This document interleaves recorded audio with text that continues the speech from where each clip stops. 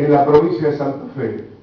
Esta herramienta política que supimos construir ya desde hace casi 2 décadas en la provincia de Santa Fe, esta herramienta política plural, de una enorme riqueza por tratarse precisamente de la confluencia de ideas plurales.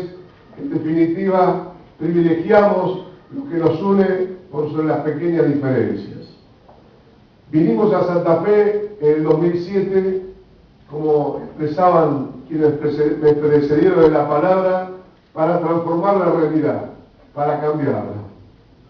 Y esta fue nuestra guía. Nosotros vinimos con este proyecto, con este programa, que lo mostramos en cada uno de los actos en donde recorrimos la provincia de Santa Fe en diciembre del 2007. Este era el programa de la transformación de la provincia. Y hoy le tenemos que decir a los santafesinos, hemos cumplido porque este programa está realizado. Este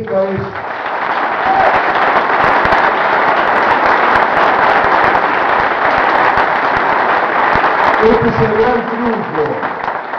gran triunfo del Frente Progresista Cívico y Social.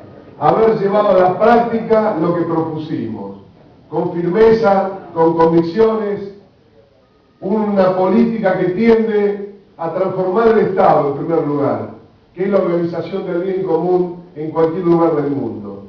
El Estado ausente que le damos lo hemos transformado en un Estado presente y con políticas.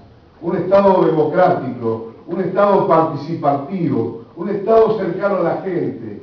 Hemos descentralizado la provincia de Santa Fe, la hemos regionalizado, abordando las particularidades de cada una de las regiones, porque decíamos que a realidades diferentes teníamos que tener propuestas diferentes. Un Estado transparente, un Estado donde hay concursos, donde le hemos devuelto la autoestima a los trabajadores. Y esto no es un tema menor, porque durante muchos años se habla de los trabajadores, y quienes dicen defender a los trabajadores jamás se sentaron a dialogar para tener propuestas concretas de devolverle no solo la autoestima, sino la posibilidad de crecer, de transformarse y ayudarnos entre todos a transformar el Estado. Esto lo estamos logrando, queda mucho camino por delante, pero no tengan la menor duda que vamos a seguir en el mismo camino que nos hemos trazado.